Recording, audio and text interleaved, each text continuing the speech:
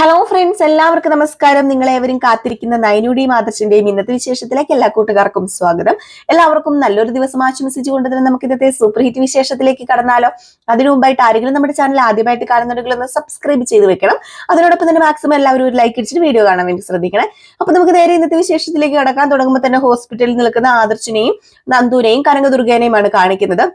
അങ്ങനെ കനകദുർഗ ഓരോ വിഷമങ്ങൾ ആദർശനോട് പറയുമ്പോൾ ഇതിനെല്ലാത്തിനും പരിഹാരം ഉണ്ടാകും. അതിന്റെ പ്രാരംഭഘട്ടങ്ങൾ അമ്മ ഇപ്പൊ നടന്നുകൊണ്ടിരിക്കുന്നത്. ഒരു ദിവസം എന്റെ അമ്മ നയനയെ സ്നേഹിക്കും. അത് വേറെ ആരും സ്നേഹിക്കുന്നതിൽ കൂടുതൽ തന്നെ എന്റെ അമ്മ സ്നേഹം കൊടുത്തു കഴിഞ്ഞാൽ എനിക്കറിയാം, പിന്നെ ഒരിക്കലും എന്റെ അമ്മ വെറുക്കില്ല. എന്റെ അമ്മ ചങ്ക് പറിച്ച് സ്നേഹിക്കും. അതിന്റെ ആ ഒരു ഇതൊക്കെ ഇപ്പൊ നടന്നുകൊണ്ടിരിക്കുന്നത് എന്നൊക്കെ പറഞ്ഞിട്ട് ആദർശ് അങ്ങ് പോയി. അപ്പോഴേക്കും കനകദുർഗയും നന്ദു അവിടെയുണ്ട്. അങ്ങനെ നന്ദു കനകദുർഗയോട് പറയാം, അമ്മേ നമുക്ക് ചേച്ചീനെ ഒന്ന് കയറി കാണണ്ടേ, എനിക്ക് ചേച്ചീനെ കാണാൻ വേണ്ടി തോന്നാം. എന്ത് ചെയ്യാനാ, ചേച്ചീനെ കയറി കാണണം മോളെ. പക്ഷെ അവളെ കാണുവാനുള്ള ആ ഒരു ബലം എനിക്കില്ല. അവളെ കണ്ടു കഴിയുമ്പോ എന്താ സംഭവിക്കാൻ പോകുന്നതെന്നും എനിക്ക് അറിയില്ല. കാരണം എന്റെ കുഞ്ഞ് ഹോസ്പിറ്റലിൽ കിടക്കുന്ന ആ ഒരു കിടപ്പ് കണ്ട് എനിക്ക് സഹിക്കില്ല മോളെ. അല്ല, നവ്യ ഇതുവരെ വന്നില്ലല്ലോ, എന്തായിരിക്കും നവ്യ ഇങ്ങോട്ടേക്ക് വരാത്തത്? അത് പിന്നെ നവ്യേച്ചി ഈ കാര്യങ്ങളൊന്നും അറിഞ്ഞിട്ടില്ലെന്നാ പറഞ്ഞതമ്മേ. നവ്യേച്ചിക്ക് ഇതിനെക്കുറിച്ചൊന്നും അറിയില്ല. കരൾ കൊടുത്തത് നയനേച്ചിയാണെന്നോ ഇതിന്റെ കാര്യങ്ങൾ എന്തൊക്കെയാണെന്നോ ഒന്നും നവ്യേച്ചിയോട് ആരും പറഞ്ഞിട്ടില്ല. നവ്യേച്ചിയോടൊന്നല്ല, അനന്തപുരി തറവാട്ടിലെ വേറൊരാൾക്കും ഇത് അറിയത്തില്ല. അറിയാവുന്ന രണ്ട് വ്യക്തികൾ ആരൊക്കെയായിരുന്നെന്നോ അത് ആദർശേട്ടനും ആദർശേട്ടന്റെ അച്ഛനും, ഇപ്പം നമ്മളും, അല്ലാതെ വേറൊരാൾക്കാരും ഇത് അറിഞ്ഞിട്ടില്ലെന്ന് പറയുമ്പോഴത്തേക്കും അതൊരു കണക്കിന് നല്ലത് തന്നെയാ. ഇതൊക്കെ അറിഞ്ഞിട്ട് എല്ലാവരും പറയും നമ്മൾ മനഃപൂർവ്വവും എല്ലാവരുടെയും സിമ്പതി നേടാൻ വേണ്ടിയാ ഇതൊക്കെ ചെയ്യുന്നതെന്ന്. അപ്പൊ ഇതൊക്കെ മൊത്തം അറിയാതിരിക്കുന്നത് തന്നെയാ നല്ലത്. അതും എന്റെ കുഞ്ഞിന് ചീത്തപ്പേരായിട്ട് മാറും. ഏതായാലും എന്റെ നയനമോളെ എനിക്കൊന്ന് കാണണം. അവളെ കണ്ടിട്ട് അവളുടെ കാല് തൊട്ട് എനിക്കൊന്ന് നമിക്കണം. കാരണം ഒരു അമ്മയാ. എങ്കിലും അമ്മയിൽ നിന്നും അതിലുപരിയായിട്ട് ഒരാൾക്ക് ജീവൻ കൊടുത്ത ഒരു ദൈവ ഇപ്പൊ എന്റെ നയനമോളെ ഓർത്തിട്ട് ഞാൻ അഭിമാനിക്കുക മോളെ എന്നൊക്കെ ഇങ്ങനെ പറയുകയാണ്. ഇതിന് ശേഷം കാണിക്കുന്നത് അനന്തപുരി തറവാടാണ്. അനന്തപുരി തറവാട്ടിലേക്ക് നമ്മുടെ ആദർശ് കയറി ചെല്ലുന്നു. ആദർശ് കയറി ചെന്ന ഉടനെ തന്നെ മുത്തശ്ശൻ ചോദിക്കുക, മോനെ കരള് കൊടുക്കാന്ന് പറഞ്ഞ ആളുടെ ഓപ്പറേഷനൊക്കെ കഴിഞ്ഞോ? കരള് കൊടുക്കാന്ന് പറഞ്ഞ ആളുടെ ഓപ്പറേഷനൊക്കെ കഴിഞ്ഞു. ഓപ്പറേഷനൊക്കെ സക്സസ് ആയിട്ടുണ്ട്. എത്ര മനസ്സിനുടമയാ. അതാരാണെങ്കിലും അവരെ ഒന്ന് കാണണം. അതുമല്ല, ഒരു ബന്ധവുമില്ലാത്ത നമുക്ക് കരൾ തരിക എന്നൊക്കെ പറഞ്ഞു കഴിഞ്ഞാല് അതെ മുത്തശ്ശ, അതൊക്കെ ഒരു വലിയ ദൈവത്തിന്റെ അനുഗ്രഹമായിട്ട് കണ്ടാൽ മതി. അല്ല, നയനമോള് കാണുന്നില്ലല്ലോ, നയനമോൾ എവിടെ? അവിടെ നയനമോളുണ്ടോ? നയന അവിടെ ഉണ്ട്. അവക്ക് ആകെ മൊത്തത്തിൽ ഒരു ക്ഷീണമുണ്ട്. പിന്നെ കുറച്ച് കഴിഞ്ഞിട്ട് അവള് വീട്ടിലേക്ക് ഒരു 10 ദിവസം പോയി നിൽക്കണം എന്നൊക്കെ ഇങ്ങനെ പറഞ്ഞായിരുന്നു. കുറച്ചു ദിവസം വീട്ടിൽ പോയി നിൽക്കട്ടെ. അല്ല, അതെന്താ പെട്ടെന്ന് അവളെ വീട്ടിലേക്ക് പറഞ്ഞു വിടുന്നത്? അത് വേറൊന്നും കൊണ്ടും അല്ല. ഇവിടെ വന്നു കഴിഞ്ഞാലും അപ്പച്ചിയും അതുപോലെ അനാമികയുടെ അമ്മയും ഒക്കെ ഓരോന്ന് പറഞ്ഞ് കുറ്റപ്പെടുത്തില്ലേ, അതൊക്കെ നിൽക്കണ്ടേ അവള്. അപ്പൊ അതുകൊണ്ടാ ഞാൻ തന്നെയാ പറഞ്ഞത് അവളോട് കുറച്ചു ദിവസം അവിടെ പോയി നിന്നോളാൻ. ഒരു കണക്കിന് അത് നല്ലതാ. ഇവിടെയുള്ള പിശാചുകളെല്ലാം കൂടി മോളെ വലിച്ചു കീറുന്നതിനേക്കാളും ഭേദമാണല്ലോ. അല്ല, ബ്ലഡ് കൊടുത്തത് മോളല്ലേ, മോൾക്ക് അതിൻ്റെതായ ക്ഷീണം വല്ലതും? ക്ഷീണം ഉണ്ടോന്ന് ചോദിച്ചാൽ ഉണ്ട് മുത്തച്ഛ, എങ്കിലും പ്രശ്നമൊന്നുമില്ല. ഏതായാലും എനിക്ക് അമ്പലം വരെ ഒന്ന് പോകണം, പ്രാർത്ഥിക്കണം. നയനയ്ക്കും അമ്മയ്ക്കും ഒന്നും വരാതിരിക്കാൻ വേണ്ടി എനിക്ക് പ്രാർത്ഥിക്കണം.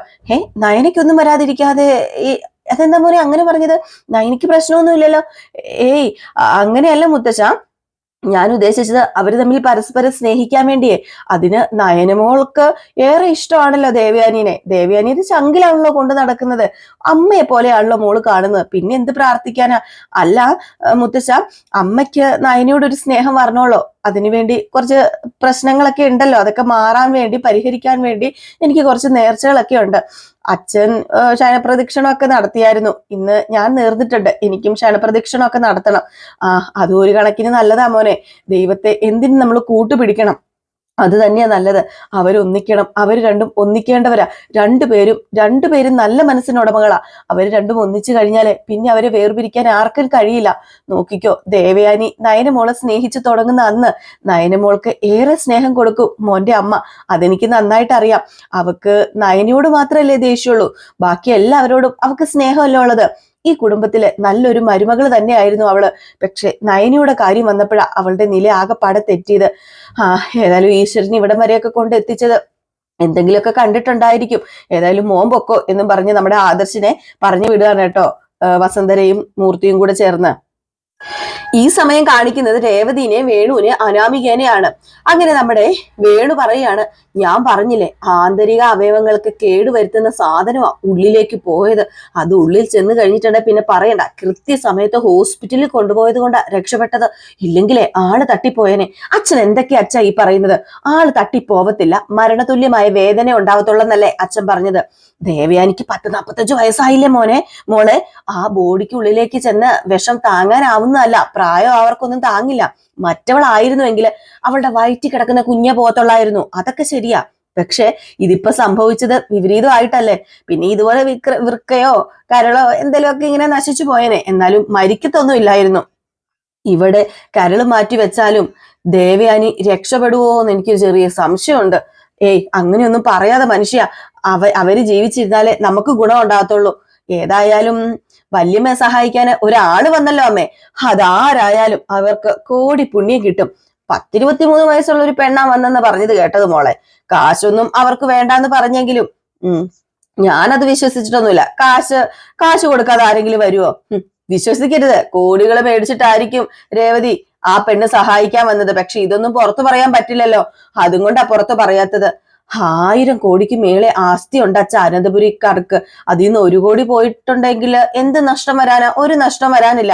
1-ഓ 10-ഓ പോയാലും നഷ്ടമൊന്നും വരത്തില്ല. 1 കോടി പോയിട്ട് 50 ലക്ഷം കിട്ടിയാൽ പോലും നമ്മളെ സംബന്ധിച്ചിടത്തോളം അത് ലോട്ടറി അല്ലേ മോളെ, ലോട്ടറി. അതെങ്ങനെയെങ്കിലും സംഘടിപ്പിക്കണം എന്നാ ഈ അച്ഛൻ പറയുന്നത്. അതിനിങ്ങനെ ഉടക്കി പിരിഞ്ഞു നിന്നിട്ടൊന്നും ഒരു കാര്യമില്ല. അട്ടി അടുത്ത് നിൽക്കണം. അനിയുമായിട്ട് സ്നേഹത്തോടെ നിന്നാലേ നമ്മുടെ കാര്യങ്ങളൊക്കെ നടക്കത്തുള്ളൂ. എന്ന് വെച്ചാല് അവൻ വിളിക്കാതെ ഞാൻ അങ്ങോട്ട് പോണെന്നാണോ അച്ഛൻ പറയുന്നത്? അതിന് എന്നെ കിട്ടില്ല. മോളെ ഇപ്പോഴത്തെ കണ്ടീഷൻ പോവാതിരുന്നത് നന്നായി. മോൾ അവിടെ ഉണ്ടായിരുന്നെങ്കിലേ ചിലപ്പം എല്ലാം നിന്റെ തലയിൽ കെട്ടിവെച്ചേനെ. പിന്നെ മോക്ക് ഹോസ്പിറ്റലും പോയി നിൽക്കേണ്ടി വന്നേനെ. അത് ശരിയാ. മോൾ ഒരു കാര്യം ചെയ്യ്. ദേവയാനി ഇതൊക്കെ കഴിയുമ്പോഴത്തേക്ക് നിന്നെ കാണണമെന്ന് പറയും. അപ്പൊ അവൻ വാലും ചുരുട്ടി ഇങ്ങ് വരും മോളെ കൊണ്ടുപോകാൻ വേണ്ടിയിട്ട്. ആദ്യം കുറച്ച് എതിർപ്പൊക്കെ കാണിച്ചാലും ഞങ്ങള് നിന്നെ നിർബന്ധിച്ചോളാം. അപ്പൊ മാനവും മര്യാദയ്ക്ക് നീ അവന്റെ കൂടെ പോയാ മതി. പോയാലും മോളെ അച്ഛൻ പറഞ്ഞതുപോലെ നീ തല്ലുണ്ടാക്കി ഇങ്ങോട്ട് പോരരുത് കേട്ടോ. എങ്ങനെയെങ്കിലും ദേവയാനി ചേച്ചി സോപ്പിട്ട് നമ്മുടെ കാര്യങ്ങൾ നേടിയെടുക്കാനാ നോക്കേണ്ടത്. നമ്മളെ വരുതി വരുത്തണം. പിന്നെ എനിക്ക് ഒരു കാര്യം പറയാനുണ്ട്. ഇതൊക്കെ നിന്റെ മിടുക്കൊക്കെ തന്നെയാണ്. കല്യാണത്തിന് മുമ്പുള്ള മിടുക്ക് എന്താ നീ കല്യാണത്തിന് ശേഷം കാണിക്കാത്തത്? അതിന് കാരണക്കാരി ആ നന്ദു അവളെപ്പോഴും അനിയുടെ പുറകെ ചുറ്റിക്കറങ്ങി നടക്കുകയല്ലേ. അനി അവളെ മനസ്സിലിട്ട് നടക്കുന്നിടത്തോളം കാലം എനിക്ക് അവനെ സ്നേഹിക്കാൻ പറ്റില്ല. ഓഹോ, അപ്പൊ അതല്ലേ നിന്റെ കുഴപ്പം? എന്റെ മോളെ, നിങ്ങൾക്കൊരു കുഞ്ഞ് ജനിച്ചാലേ അവൻ ആ കുഞ്ഞിന്റെ അച്ഛന് മറക്കരുത്. പിന്നെ ആ കുഞ്ഞിന് അനന്തപുരി തറവാട്ടിലെ മറ്റുള്ളവർക്കും അവകാശങ്ങളൊക്കെ ഉണ്ട്. മറ്റുള്ളവരെ പോലെ തന്നെ അവകാശമുണ്ട്. അതിനുശേഷം നീ പുറത്തു വന്നാലേ നിനക്ക് നിന്റെ കുഞ്ഞിനും ആജീവനാന്ത കാലം മുഴുവൻ കഴിയാനുള്ള സ്വത്ത് അവര് തന്നല്ലേ പറ്റൂ. അതുകൊണ്ട് ഒരു ബെഡ്റൂമിനകത്ത് നിങ്ങൾ ഇനിയും 2ആയിട്ട് കഴിയുന്നത് ശരിയല്ല. നിങ്ങൾ തമ്മിൽ ഒന്നിക്കണം. നീ എത്രയും പെട്ടെന്ന് ഒരു അമ്മയാവണം. അപ്പൊ നമ്മുടെ രേവതി പറഞ്ഞു, അത് ശരിയാ, അച്ഛൻ പറഞ്ഞത് ശരിയാ. പിന്നെ അവന്റെ കൈയും കാലും പിടിച്ചിട്ട് അവനെ സ്നേഹിക്കണം എന്ന് ഞാൻ പറയണോ? എന്നോട് മാന്യത കാണിച്ചാൽ തിരിച്ചതുണ്ടാകും. അല്ലെങ്കിലേ അവന്റെ കുഞ്ഞിനെ പ്രസവിക്കാനേ അവൻ വേറെ ആരെങ്കിലും നോക്കണം. എനിക്ക് അതിനൊന്നും പറ്റത്തില്ല എന്ന് പറഞ്ഞിട്ട് നമ്മുടെ അനാമിക എണീറ്റ് പോയിട്ടോ. അനാമികയ്ക്ക് കുറച്ച് വാശിയൊക്കെ കൂടുതലാണല്ലോ. അപ്പോഴത്തേക്ക് നമ്മുടെ വേണു പറയുക, നിന്റെ മോളോട് എങ്ങനെയെങ്കിലും കാര്യങ്ങളൊക്കെ പറഞ്ഞ് മനസ്സിലാക്കി 3-4 വർഷം അവിടെ പിടിച്ചു നിൽക്കാനുള്ള ഒരു സാഹചര്യം ഒരുക്കിയെടുക്ക്. എങ്കിലേ രേവതി നമുക്ക് രക്ഷയുള്ളൂ. നീ നിന്റെ മകളെ പറഞ്ഞ് മനസ്സിലാക്കാൻ നോക്ക്. ഇല്ലെങ്കിൽ നമ്മുടെ ജീവിതമാ പെരുവഴിയിലാവുന്നത് എന്ന് ഓർത്തോളെന്ന് പറഞ്ഞു. ഏതായാലും ഇതിന് ശേഷം കാണിക്കുന്ന സീൻ എന്ന് പറഞ്ഞാല് നയനയാണ് കേട്ടോ. അപ്പൊ നയനയെ കാണാൻ വേണ്ടി നമ്മുടെ നന്ദുവും കനകദുർഗയും കൂടെ അകത്തേക്ക് കയറി ചെല്ലുകയാണ്. നയന ഇങ്ങനെ നീണ്ടു നിവർന്ന് കിടക്കുകയാണല്ലോ, ഓക്സിജൻ മാസ്ക് ഒക്കെ വെച്ചിട്ട്. അപ്പോഴത്തേക്കും കനകദുർഗ കയറി ചെന്നിട്ട് ഭയങ്കര കരച്ചില്. അപ്പം ഈ മാസ്ക് ഒക്കെ എടുത്ത് മാറ്റിയിട്ട് നമ്മുടെ നയനെ ചോദിച്ചു, എന്തിനാ അമ്മയെ കരയുന്നത്? ഞാൻ നല്ല ധൈര്യമുള്ള കുട്ടിയല്ലേ, അമ്മ കരയേണ്ട കാര്യമുണ്ടോ? പിന്നെ ഈ നിൽക്കുന്ന നന്ദുന് നല്ല ധൈര്യമല്ലേ, പിന്നെ എന്തിനാ നന്ദു മോളെ നീ കരയുന്നത്? ഈ ചേച്ചി ചെയ്തത് നല്ലൊരു കാര്യല്ലേ, ഒരാളുടെ ജീവൻ രക്ഷിക്കുകയല്ലേ ചെയ്തത്. അതുകൊണ്ട് എനിക്ക് പ്രത്യേകിച്ച് വിഷമങ്ങളോ ഒന്നും ഇല്ലല്ലോ. അതുകൊണ്ട് അമ്മ കരയരുത് പ്ലീസ്. അച്ഛൻ ഇതുവല്ല അറിഞ്ഞായിരുന്നോ അമ്മേ? ഇല്ല മോളെ, അച്ഛനോട് അമ്മ ഒന്നും പറഞ്ഞില്ല. ഇടയ്ക്ക് അച്ഛൻ വിളിക്കുന്നുണ്ട്. അപ്പം ആദർശ് മോന്റെ അമ്മയ്ക്ക് ഓപ്പറേഷൻ ഒക്കെ നടക്കുന്നത് കൊണ്ട് ഇവിടെ നിൽക്കുകയെന്ന് അമ്മ പറഞ്ഞത്. അല്ലാതെ അമ്മ ഒന്നും തുറന്നു പറഞ്ഞിട്ടില്ല. ഇനിയിപ്പോ ഇടയ്ക്ക് ഇങ്ങോട്ട് കയറി വരുമോന്നൊന്നും അറിയില്ല. വരുവാണെങ്കിൽ ഞാൻ വീട്ടിലാണെന്ന് പറഞ്ഞാൽ മതി. ഇതിനകത്ത് ഞാനുണ്ടെന്ന് അച്ഛൻ ഒരിക്കലും അറിയാൻ പാടില്ല.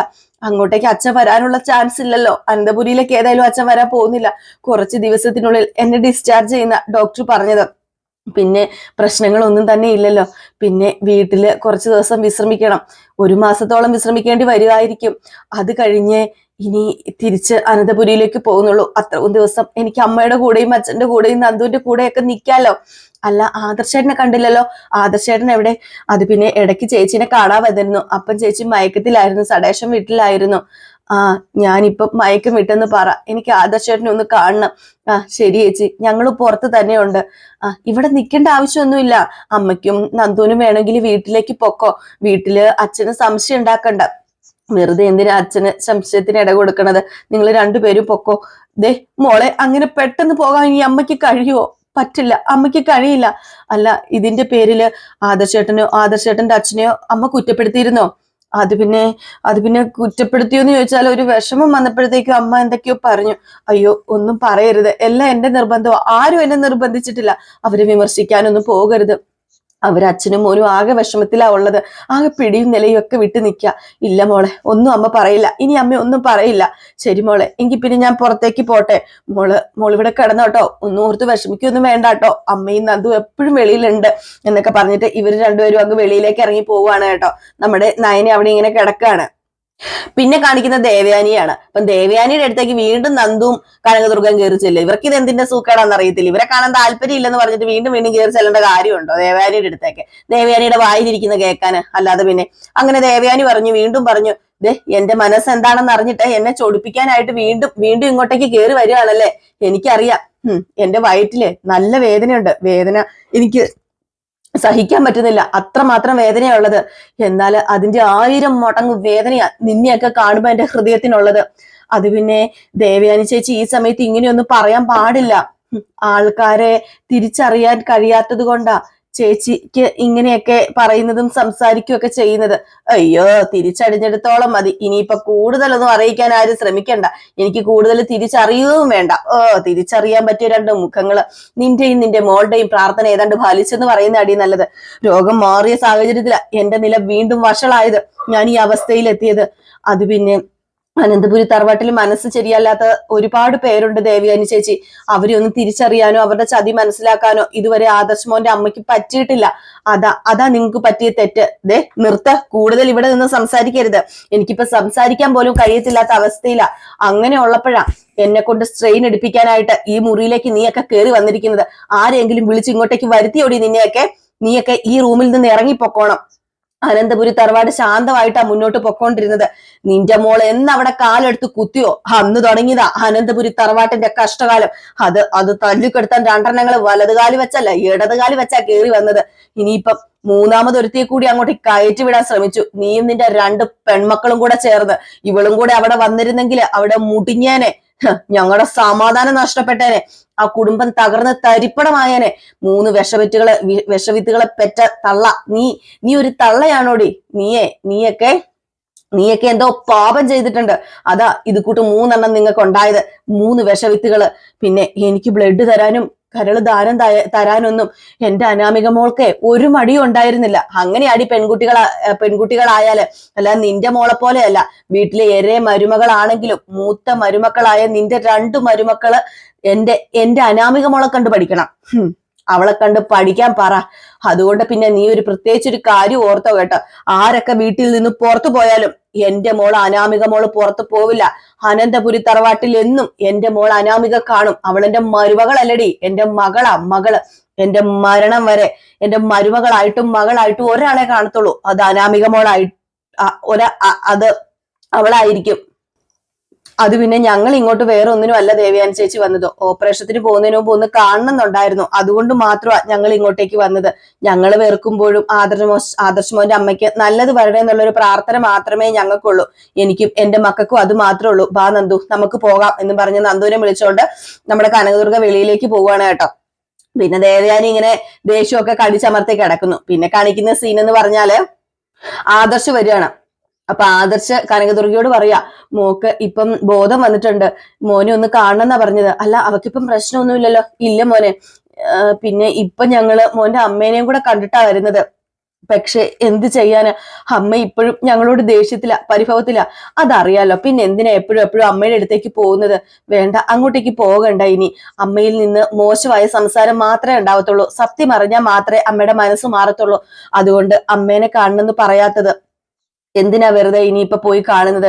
അമ്മയുടെ വായിലിരിക്കുന്നത് കേൾക്കേണ്ട ആവശ്യം ഉണ്ടായിരുന്നോ നിങ്ങൾക്ക്? ഇല്ലായിരുന്നല്ലോ. സാധാരണ ലിവർ മാറ്റിവെക്കുന്ന രോഗികൾക്ക് ഇവിടെ അഡ്മിറ്റായി 3 ദിവസത്തിന് ശേഷമേ സർജറി ഒക്കെ നടത്താറുള്ളൂ. എന്നാല് അമ്മയ്ക്ക് അത്രയും സാവകാശം കൊടുക്കാൻ പറ്റാത്ത ഒരവസ്ഥയിലാ. അത്രയ്ക്ക് കണ്ടീഷൻ മോശമാണെന്നാ പറഞ്ഞത്.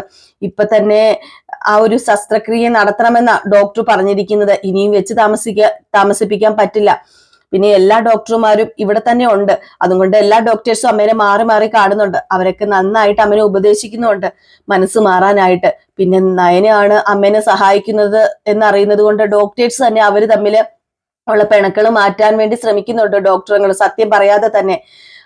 പിന്നെ എല്ലാവരും പറഞ്ഞാലും ആ ഒരു കാര്യത്തിൽ മാത്രം അമ്മ ഒരു വിട്ടുവീഴ്ചയും ചെയ്യുന്നില്ല. അതെ, അത് തന്നെ എനിക്കും പറയാനുള്ളത്. ഈ സമയത്തും എന്തിനാ ആദർശേട്ടന്റെ അമ്മ എന്റെ ചേച്ചീനെ വെറുക്കുന്നത്?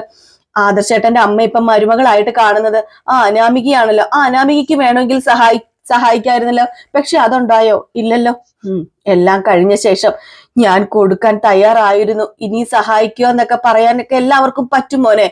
പക്ഷെ കൊടുക്കാനും സഹായിക്കാനും ഉണ്ടല്ലോ, ആർക്കും പറ്റില്ല. അതിന്റെ നയനമോളെ പോലെ നല്ല മനസ്സുള്ളവർക്കേ പറ്റത്തുള്ളൂ. നയനമോളുടെ ആരോഗ്യസ്ഥിതി അത്രയ്ക്ക് നല്ലതല്ല എന്ന നേരത്തെ ഡോക്ടർ പറഞ്ഞത്. ഇപ്പൊ പിന്നെ കുഴപ്പമൊന്നുമില്ല എന്ന് പറയുന്നുണ്ടെങ്കിലുവേ ഈ അമ്മയ്ക്ക് വല്ലാത്ത വേദനയാ. മോളുടെ ആരോഗ്യസ്ഥിതി കുറച്ച് മോശമായാലും ആരെയൊക്കെ സഹായിക്കാൻ പറ്റുമോന്ന് അവൾ അങ്ങനെ ചോദിച്ചുകൊണ്ട് നടക്കും. അവൾ പരമാവധി സഹായിക്കും. അവളുടെ മനസ്സ് അങ്ങനെയാ. അതൊക്കെ എനിക്ക് അറിയാം അമ്മേ. അവളുടെ മനസ്സ് എനിക്ക് നന്നായിട്ട് അറിയാം. അതുകൊണ്ടാ ഞാൻ പറഞ്ഞത്. അമ്മയുടെ വാക്ക് കേട്ടിട്ട് അവളെ ഒരു വാക്കുകൊണ്ട് പോലും, ഒരു നോട്ടം കൊണ്ട് പോലും ഞാൻ ഇനി വേദനിപ്പിക്കില്ല. ഇപ്പോഴത്തെ സാഹചര്യത്തില് അമ്മേനെ പിണക്കാൻ പറ്റാത്തത് കൊണ്ടാ എനിക്ക് ഒന്നും അമ്മയോട് പറയാൻ പറ്റാത്തത്. അച്ഛനും അതുപോലെയൊക്കെ തന്നെയാ. എങ്കിലും നയന് ചെയ്ത നല്ല കാര്യങ്ങൾ മറയ്ക്കാനേ ഞങ്ങൾക്കാർക്കും കഴിയില്ല. എന്റെ അമ്മയുടെ ജീവൻ രക്ഷിച്ച ദൈവമാ നയന. എന്റെ അമ്മയ്ക്ക് ദൈവം കൊടുത്ത ശിക്ഷ തന്നെയാ ഇത്. അതെനിക്കറിയാം. അമ്മ വെറുക്കുന്ന മരുമകള് അമ്മ ആരായിരുന്നുവെന്നും എന്തായിരുന്നുവെന്നൊക്കെ അമ്മ എപ്പോഴെങ്കിലും മനസ്സിലാക്കും. അന്ന് അമ്മയ്ക്ക് ഒരുപാട് പശ്ചാത്തപിക്കേണ്ടി വരും ഈ മരുമകളെ ഓർത്തിട്ട്. ഏതായാലും ഞാൻ നയനെ കണ്ടിട്ട് വരാമെന്ന് പറഞ്ഞു. ആദർശ് നയനെ കാണാൻ വേണ്ടി പോവുകയാണ് കേട്ടോ. ചെന്ന് കഴിഞ്ഞപ്പോഴത്തേക്ക് നമ്മുടെ നയനയ്ക്ക് ബോധമൊക്കെ തെളിഞ്ഞ് കിടക്കുകയാണല്ലോ. അങ്ങനെ നമ്മുടെ നയനെ നോക്കുകയാണ്. അപ്പൊ ആദ്യം ഇച്ചിരി ഉറക്കത്തിലായിരുന്നു നമ്മുടെ നയന. അപ്പം ആദർശ് ഇങ്ങനെ കൈയെടുത്ത് ഇങ്ങനെ കയ്യിൽ പിടിച്ചു കഴിഞ്ഞപ്പോഴത്തേക്കാണ് നയന പെട്ടെന്ന് കണ്ണു തുറന്നത്. കണ്ണു തുറന്ന ഉടനെ നമ്മുടെ നയന പറയാ, ഞാൻ പറഞ്ഞില്ലായിരുന്നു ആദർശേട്ടനോട് എനിക്ക് ഒരു കുഴപ്പം ഉണ്ടാവില്ലെന്ന്? എനിക്ക് ഒരു കുഴപ്പവും ഇല്ല. ഇപ്പം എനിക്ക് വേറെ ഒരു പ്രശ്നമില്ല ആദർശേട്ട. നടന്നത് എന്താന്ന് പോലും ഞാൻ അറിഞ്ഞിട്ടില്ല. ഒരു വേദന എന്താണെന്നൊന്നും ഞാൻ അറിഞ്ഞിട്ടില്ല. അത് പിന്നെ മയക്കി കിടത്തിയിട്ടല്ലേ സർജറി ചെയ്യുന്നത്. പിന്നെ എങ്ങനെയാ നയനെ നീ അറിയുന്നത്? അതുകൊണ്ടാ. നിന്റെ അച്ഛന് ഇതുവരെ ഒന്നും അറിഞ്ഞിട്ടില്ല, ഇനി അറിയിക്കാനും പോകുന്നില്ല. ഞാൻ പറഞ്ഞില്ലായിരുന്നോ? ഇനിയിപ്പൊ പറയുകയും വേണ്ട. അത് തന്നെയാ നല്ലത്. അവർക്കൊക്കെ ഭയങ്കര വിഷമമുണ്ട്, നിന്റെ അമ്മയ്ക്കും അനീതിക്കൊക്കെ. അത് പിന്നെ എന്നെ സ്നേഹിക്കുന്നവർക്കൊക്കെ വിഷമം ഉണ്ടാവില്ല ആദർശേട്ടാ? എന്നെ കീറി മുറിച്ചതെന്ന് അറിയുമ്പോഴത്തേക്കും വിഷമം വരുമല്ലോ. അല്ല, ആദർശേട്ടന് വിഷമമില്ലേ? കൂടുതൽ സംസാരിക്കേണ്ട നയന, അത് ശരിയാവില്ല. ജീവിതത്തില് ഒരിക്കലും മറക്കാൻ പറ്റാത്ത നിമിഷങ്ങളാ ഇപ്പം എന്നിലൂടെ കടന്നു പോയത്. നിന്നെ മുന്നില് ഞാനൊരു ഭർത്താവ് മാത്രമല്ല, നിന്റെ ദാസൻ കൂടിയാ. നീയേ സത്യത്തിൽ എന്റെ ദൈവം കൂടിയാ. നീ പറയുന്നതൊക്കെ ഇനിയൊക്കെ അനുസരിക്കാനല്ലാതെ നിന്നെ ഭരിക്കാനൊന്നും എനിക്ക് പറ്റില്ല. കാരണം അത്രയധികം ഞാൻ നിന്നെ സ്നേഹിക്കുന്നുണ്ട്. നിന്നോട് എനിക്ക് കടപ്പാടുണ്ട്. ഹേയ്, അതൊന്നും വേണ്ട ആദർശേട്ടാ. ആദർശേട്ടൻ എന്റെ ഭർത്താവായാൽ മാത്രം മതി. ഞാനൊരു ഭാര്യയുടെ സ്ഥാനത്ത് നിന്നോളാം. അതിൽ കൂടുതൽ അംഗീകാരമോ പരിഗണനയോ ഒന്നും എനിക്ക് തരരുത് എന്നിങ്ങനെ നമ്മുടെ നയന പറയുക. എന്നിട്ട് ആദർശ് പറഞ്ഞു, ഞാൻ വെളിയിലേക്ക് പോവുക. ഇപ്പൊ ഒരുപാട് സന്ദർശകരെ ഒന്നും അനുവദിക്കാത്ത നല്ലത്. ഇൻഫെക്ഷൻ പെട്ടെന്ന് ഉണ്ടാവുന്ന ഡോക്ടർ പറഞ്ഞത്. അതുകൊണ്ട് ഞാൻ പുറത്തേക്ക് പോവാന്ന് പറഞ്ഞ് നമ്മുടെ നയനയുടെ കൈ ഇങ്ങനെ പിടിച്ച് തലോടിയിട്ട് നേരെ ആദർശ് വെളിയിലേക്ക് പോകുന്നു. നയന കിടക്കുന്നു. ഈ ഒരു ഭാഗം കാണിച്ചിട്ടാണ് ഇന്നത്തെ വിശേഷം അവസാനിക്കുന്നത്. അപ്പൊ എല്ലാവരും കാത്തിരിക്കുക അടുത്ത വിശേഷത്തിനായിട്ട്. അടുത്ത വിശേഷവുമായിട്ട് വരാം. അതുവരെ എല്ലാവർക്കും ടാറ്റാ ബൈ ബൈ. പിന്നെ ഒരു കാര്യം പറയാൻ മറന്നുപോയി, നമ്മുടെ നയനയുടെയും ആദർശിന്റെയും അപ്കമിംഗ് എപ്പിസോഡ് നമ്മൾ എന്ന് അപ്ലോഡ് ചെയ്യാറുണ്ട്. അപ്പൊ നമ്മൾ ഈ ചാനലിലല്ല അപ്ലോഡ് ചെയ്യുന്നത്. അപ്കമിംഗ് എപ്പിസോഡ് റിയൽ സ്റ്റോറി എന്ന് പറയുന്ന ഒരു ചാനലിലാണ് അപ്ലോഡ് ചെയ്യുന്നത്. കാണാൻ താല്പര്യം ഉണ്ടെങ്കിൽ ഒന്ന് കയറി നോക്കിക്കോളൂ. അപ്പൊ എല്ലാവർക്കും ടാറ്റാ ബൈ ബൈ.